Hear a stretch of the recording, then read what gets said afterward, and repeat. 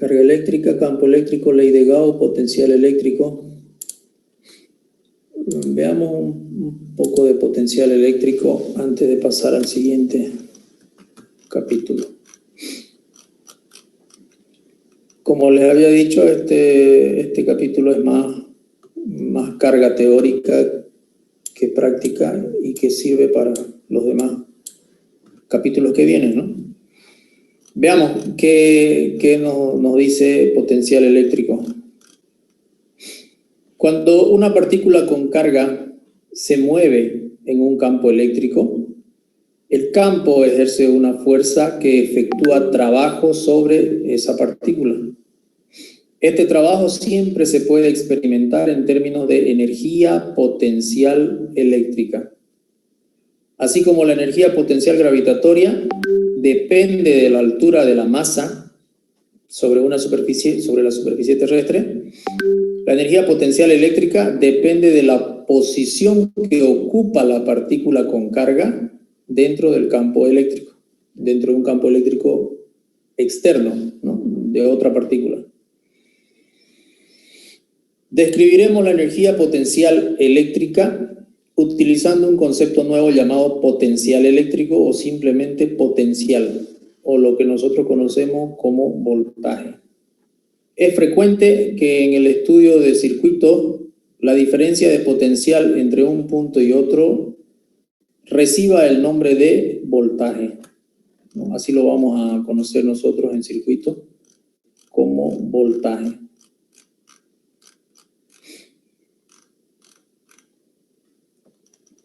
Y esta es la fórmula que nos permite encontrar la energía potencial cuando la carga de prueba está a cualquier distancia de la carga Q. Esta sería la fórmula. 1 sobre 4pi por epsilon sub 0, que vendría a ser la constante de Coulomb, K, por el producto de las cargas sobre la distancia. Ya no hay distancia al cuadrado. O sea, es básicamente la misma fórmula que la fuerza entre dos cargas, pero en este caso la distancia no está al cuadrado. Es la única diferencia. Y de esa forma encontramos la energía potencial eléctrica entre dos cargas puntuales. ¿Ok? Lo demás es teoría que ustedes la van a revisar. El potencial es la energía potencial por unidad de carga, también. Es decir, así podemos también con esta ecuación determinar el potencial o el voltaje. Se define el potencial V en cualquier punto en el campo eléctrico como una energía potencial U por unidad de carga asociada con la carga de prueba Q sub 0 en ese punto. Entonces, el voltaje es igual a la energía potencial dividido entre las cargas. La unidad en el sistema internacional es el volt, que se abrevia con V dentilabial, en honor al científico Alejandro Volta, 1745-1827. Y un volt es igual a un joule por Coulomb, a un joule sobre Coulomb. Ese es un volt, un joule sobre Coulomb. Como el voltaje es igual a la energía potencial en joule sobre la carga en Coulomb. Energía potencial en joule sobre la carga en Coulomb. Por eso joule sobre Coulomb vendría a representar el voltaje, un voltio. Ok.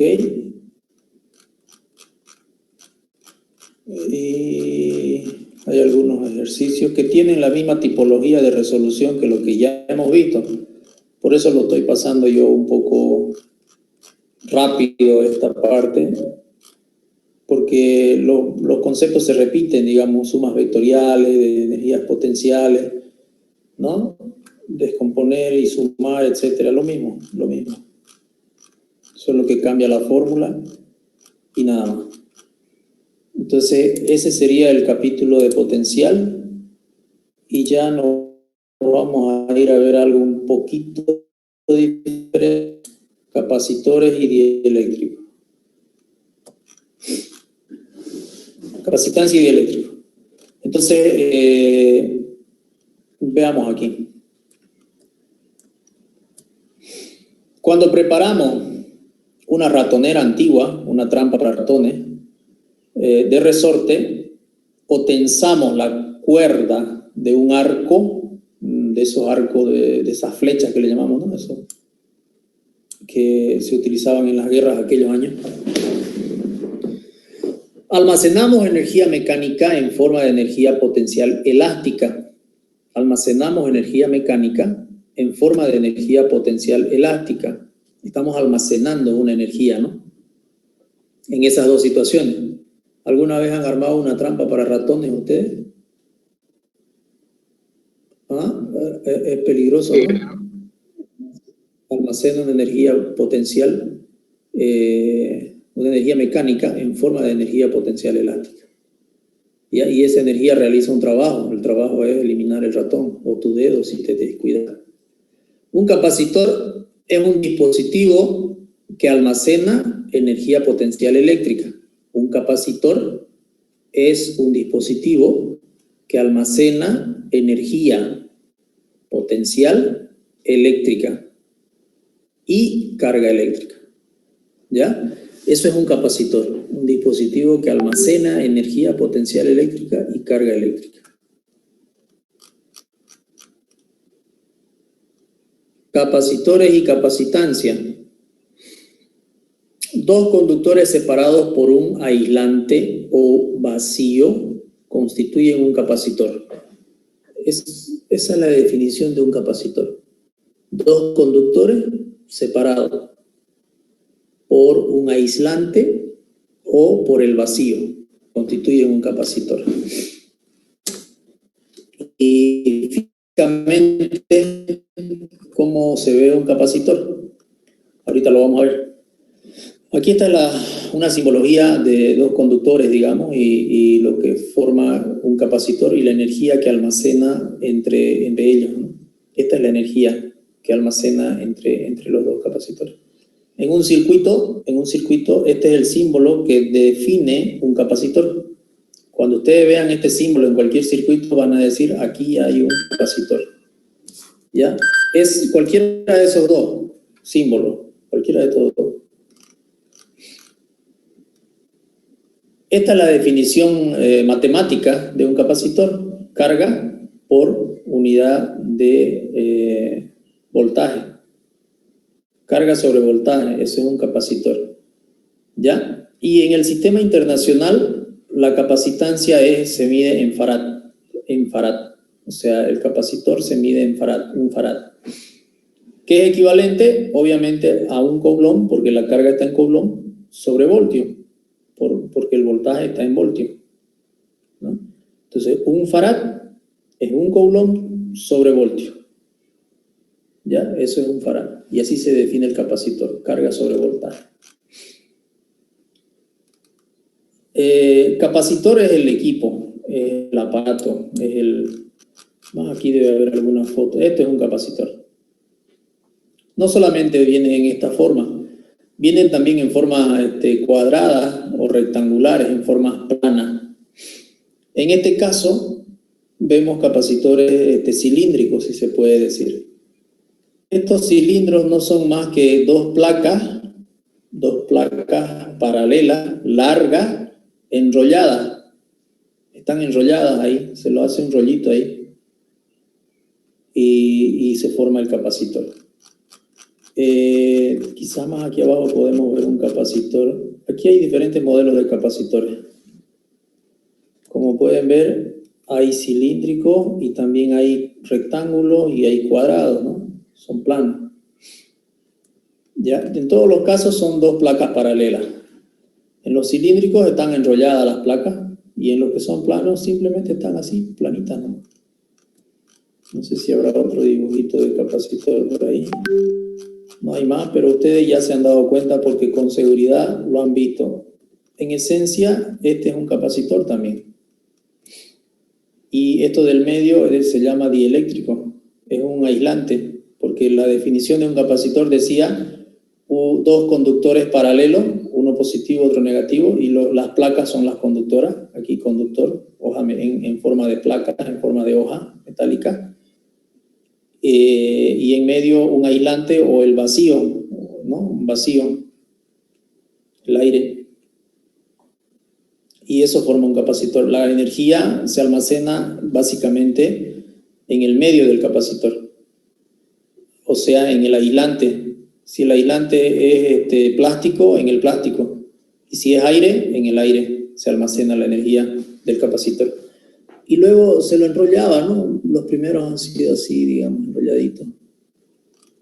Enrolladitos para mejorar su rendimiento. Y otra vez vemos el capacitor visto de otra manera. Entonces, este libro, digamos, de Csikszentmihalyi, como les dije en la primera clase, es un libro que te lo explica tantas veces como sea necesario para que cualquiera lo pueda entender, digamos. Entonces, si tú lo lees completo el capítulo, si no le entendés algún dibujo, le vas a tener que entender a los otros 10 que te dicen lo mismo, digamos. Te lo dice 10.000 veces la misma cosa. Y no hay como no entenderle entonces, ¿no? Bien bonito este libro. Tiene harta teoría, hay que leerlo. Bueno, en esencia eso es un capacitor. Y vamos a terminar de revisar la parte resaltada. Les decía yo, este es el símbolo de un capacitor. Esta es la definición matemática de un capacitor, carga sobre voltaje. Este es el esquema de un capacitor, dos placas paralelas y en el medio con un espacio que contiene la energía, ¿no? La forma más sencilla de un capacitor consiste en dos placas conductoras paralelas, cada una con un determinado área o superficie, separadas por una distancia que es pequeña en comparación con sus dimensiones del capacitor. Es pequeña en comparación con las dimensiones del capacitor. Cuando las placas tienen carga, el campo eléctrico está localizado casi por completo en la región entre las dos placas. Como se dijo anteriormente, el campo entre las placas es esencialmente uniforme y las cargas en las placas se distribuyen de manera uniforme en su superficie opuesta. Este arreglo recibe el nombre de capacitor de placas paralelas. Ese es el capacitor. Y este es un esquema, ¿no?, de lo que estaría ocurriendo y la energía que se almacena en el medio. Capacitancia es la capacidad que tiene un capacitor. Capacitor es el aparato físico y capacitancia es la capacidad que tiene un capacitor. Y se define por estas dos fórmulas. Aquí hay dos ecuaciones. Una, la carga que tenemos sobre el voltaje. Esa es la capacitancia del capacitor. La capacidad que tiene el capacitor, eso es carga sobre voltaje. Y eso se mide en farad.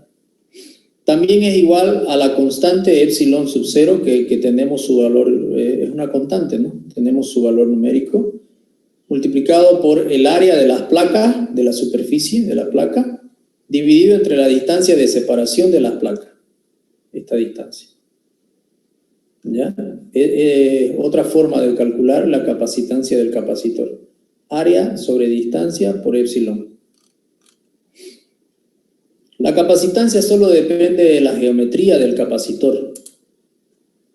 Es directamente proporcional al área, que es la superficie del capacitor, de cada placa, e inversamente proporcional a su separación de ella. Cuando hay materia entre las placas, materia rígida, sus propiedades afectan la capacitancia. En este caso se descubrió de que afectan positivamente. Este es el coeficiente, es el mismo, ¿no? 8.85 por 10 a la menos 10 a la menos 12, el coeficiente de epsilon sub 0. Entonces, bueno, ahí hay algunos ejercicios que están en el texto y otros que vamos a ver en el video. Lo importante, otra cosa importante es entender de que cuando nosotros colocamos un dieléctrico, o sea, es decir, un dieléctrico es un material no conductor. es un aislante. Puede ser plástico, puede ser madera, puede ser poliuretano, puede ser cualquier elemento no conductor. Puede ser un dieléctrico. Se puede convertir, si se puede decir, en dieléctrico un elemento no conductor. Entonces, el dieléctrico es aquel elemento que se encuentra en medio de las placas de un capacitor. Lo que hay en medio de las placas de un capacitor y es rígido, ese es un dieléctrico, ¿ya? Y si es aire, bueno, no funciona también como un dieléctrico, pero es aire, ¿no? Inicialmente se lo fabricaban así, con dos plaquitas, sin nada al medio, aire nomás. Entonces en el aire se almacenaba la energía, ¿ya? Pero ocurrieron algunos problemas físicos, es decir, como son elementos cuya separación estamos hablando en milímetros, ¿no? Una distancia de milímetros, entonces al pequeño descuido las placas se golpean o se caen o le ponemos algún peso encima y se arquean un poquito y ya entran en cortocircuito.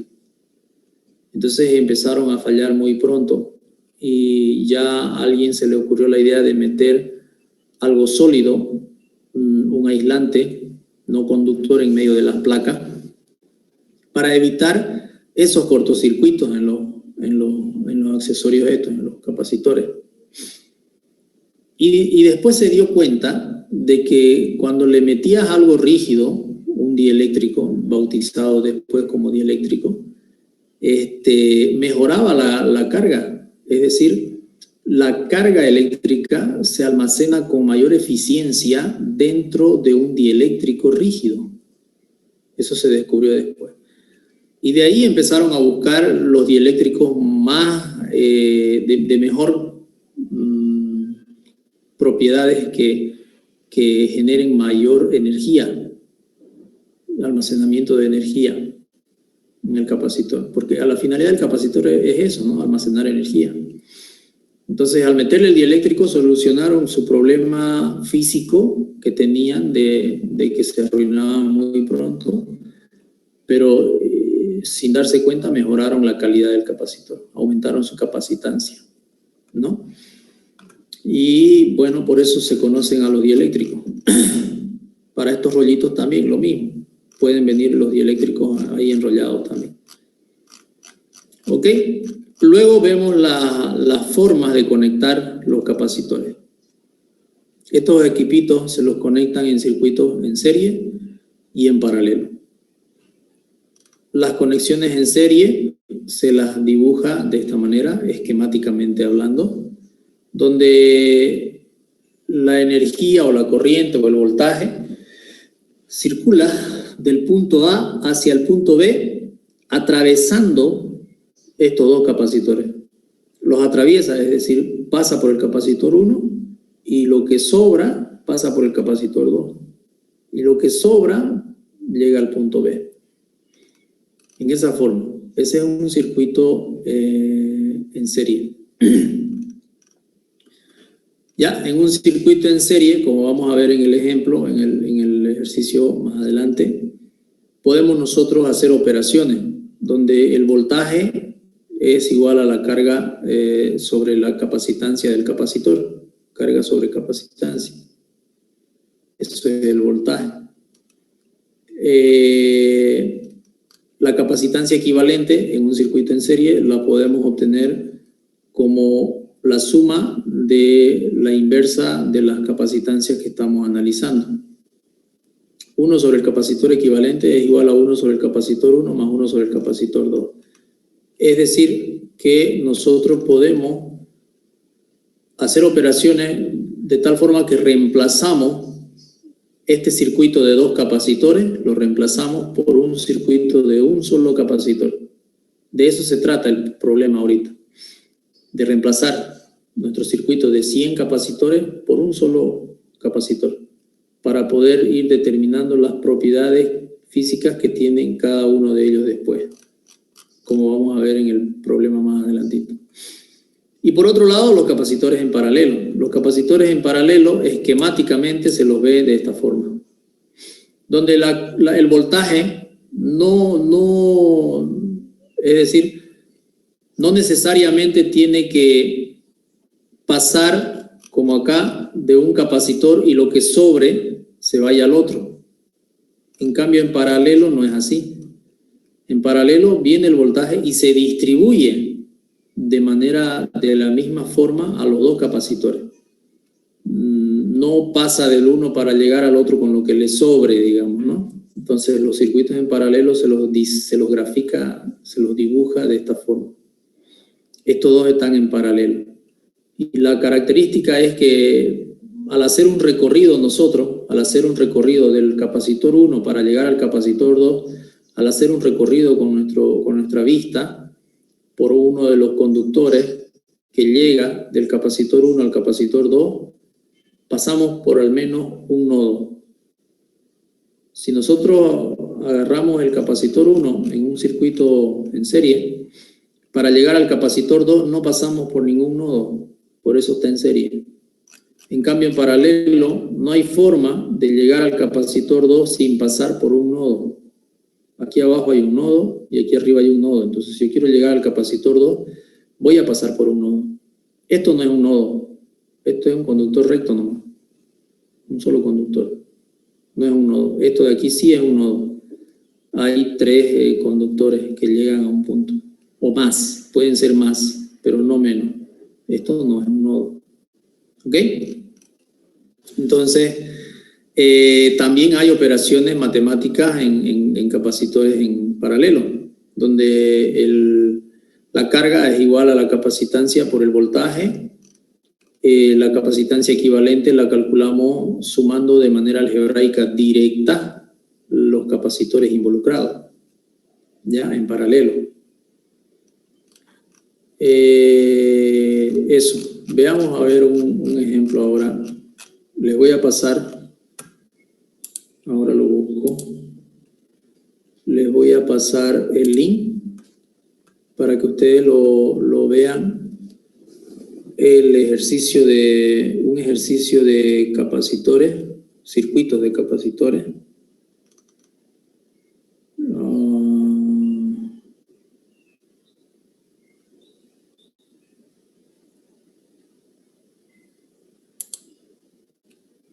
Capacitores en serie y en paralelo. Este circuito, este problema es bastante interesante. Quiero que le presten mucha atención ya. Lo vean con cuidado.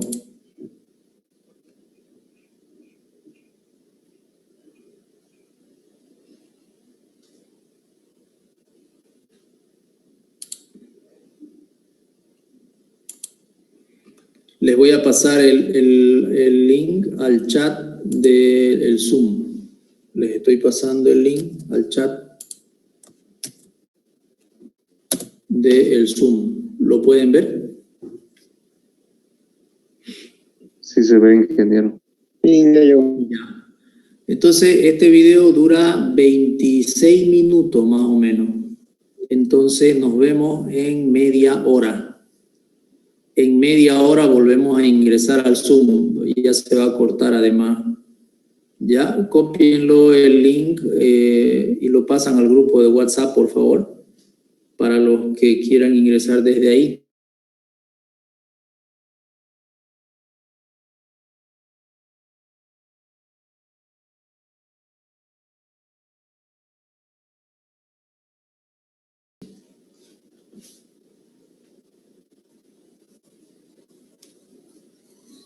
¿No hay dudas? ¿Quedó claro entonces? Ingeniero, no le entendí esa parte donde dice conexión de nodos. Cuando se sabe si hay una conexión nodo es paralelo o sería algo así. Ya, observemos esta parte de aquí arriba. Aquí está el capacitor 1, el 2 y el 3. Entonces le decía yo que una forma de saber si el capacitor 1 está en serie o en paralelo con el capacitor 3, por ejemplo, una de las formas es hacer el recorrido para llegar del capacitor 1 al capacitor 3 por cualquiera de sus vías, de sus rutas, ¿ya? Por todas sus rutas, si pasamos por un nodo, entonces está en paralelo. Si no encontramos ningún nodo, entonces está en serie. Entonces, por ejemplo, hagamos el recorrido a la derecha, llegamos a esta esquinita, que eso no es un nodo, esto no es un nodo, porque bien podía ser recto así, digamos. No necesita ser esa esquina, no es un nodo. Cuando llegamos acá, esto sí es un nodo, porque un nodo se caracteriza por tener 3 ramificaciones o más, 3 o más. Entonces llego aquí y tengo que analizar por dónde seguir, ¿no? Porque tenemos ramificaciones ahí. En cambio, en este otro punto, en esta esquina, no hay que analizar nada, el recorrido es continuo, por eso no es un nodo. Acá sí hay un nodo, entonces debo de atravesar, me doy cuenta de que debo de atravesar un nodo para llegar del 1 al 3, viniéndome por la derecha. Si me voy por la izquierda, vean que también atravieso un nodo. Debo de atravesar un nodo para llegar al capacitor 3. Por lo tanto, concluyo de que el capacitor 1 está en paralelo con el capacitor 3. Y el capacitor 1 está también en paralelo con el capacitor 2. Por lo que se decide sumar primero el 2 con el 3, ya que el 2 con el 3 están en serie. Para llegar del 2 al 3, fíjense que en esta línea recta no hay nodo. Del 2 al 3 llego directo. Entonces, por este otro lado sí tengo que atravesar un nodo y tengo que atravesar otro nodo para llegar al 3. Si quiero llegar del 2 al 3 por el lado izquierdo, debo de atravesar 2 nodos. Pero la condición para que estén en paralelo es que por todas sus rutas tenga que atravesar nodos. Si hay una por la cual no atravieso nodo, entonces no está en paralelo, está en serie. ¿Ok? No sé si me comprendió. Sí, ingeniero, ya lo entendí, gracias. Perfecto. Ok, bien. Eso es bien importante, el hecho de saber cuál voy a sumar primero. ¿Por qué no sumé el 1 con el 2 primero? ¿O por qué no sumé el 1 con el 3? ¿Por qué sumé el 2 con el 3 primero antes de sumar, después de dar el siguiente paso? Ese es el porqué. Primero se deben sumar los capacitores que están en serie. Cuando tenga esa condición, esa posibilidad de hacer otra suma, debo de analizar y agrupar primero los que están en serie. Y después ya cuando se pongan en paralelo,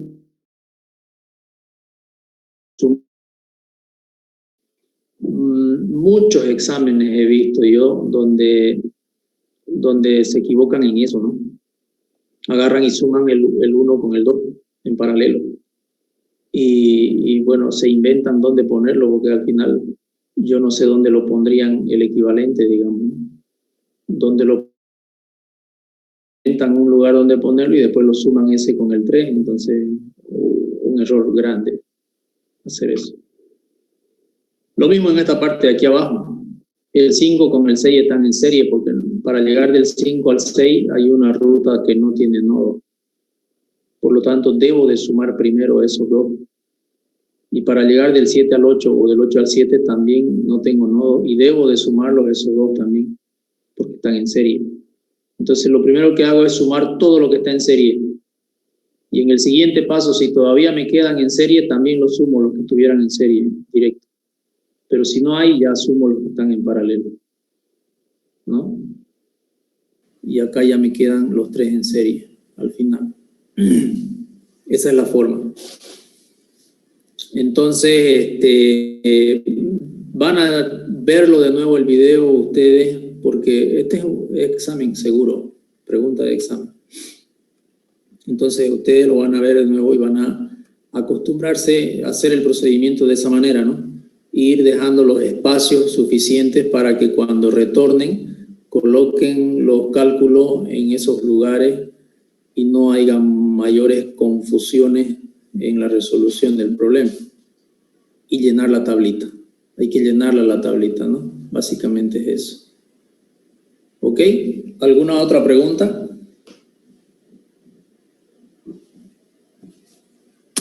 ¿La lista, ingeniero, ya la tomó? Ya, pues en la primera parte tomamos la lista. Pues, tuvo problemita, no pude ingresar. Si puede, 50 ahí, ingeniero.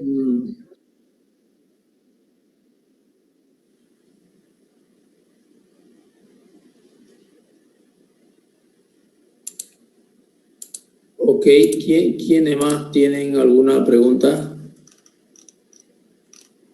Ingeniero, yo también, si me podría poner la asistencia, por favor, 23 ahí.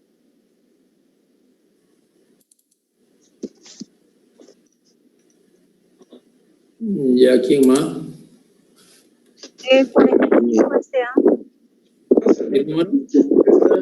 Con el recibido, con la fecha de obra. 46 del SA, ingeniero. 55 del SA, ingeniero. 50 del SA, ingeniero, porfa. 41 del SA, ingeniero, porfa.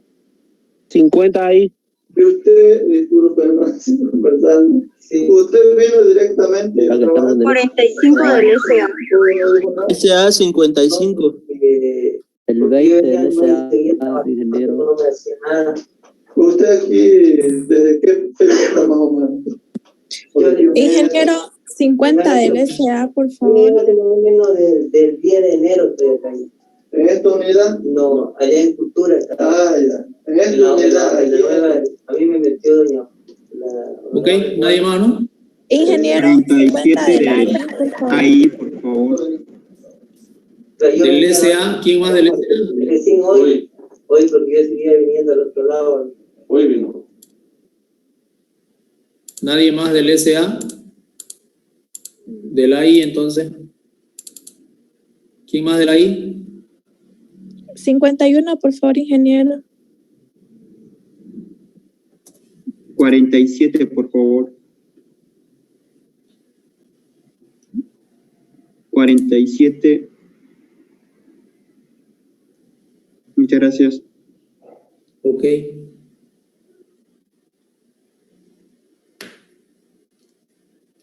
Muy bien. ¿Nadie más del ejercicio tengo. A ver, dígame. ¿Cómo volver a ver lo que estaba ahí en su pantalla en YouTube? 41, ingeniero. Es que como no me seguí en el curso. Pero esto vos ¿Ya? ¿Qué me decía? Mi consulta era la carga total que cayó. La hallamos al comenzar en capacitor. Estoy viendo que la carga se halla con la capacitancia y por el voltaje, ¿es cierto? ¿Es así? La carga se halla con la capacitancia y el voltaje, claro que sí. Sí, y esto, ¿cuánto nos salió? 2.4 microfaradios. La carga, la carga está en Coulomb y sale 2.4 por 10 a la menos 5. Eso quería que me explique porque lo estoy multiplicando. La carga que sacamos, la carga equivalente, esa es la carga equivalente total, tengo que multiplicarlo por mis 24 voltios que se mantienen en todo el circuito. La carga tiene que dividirlo, ¿no? El voltaje sobre el capacitor. Así es, a ver, ¿dónde está? La carga es el producto. Eso es. Eso es lo último que anotó. 4 tiene que multiplicar, a ver, lo voy a multiplicar yo.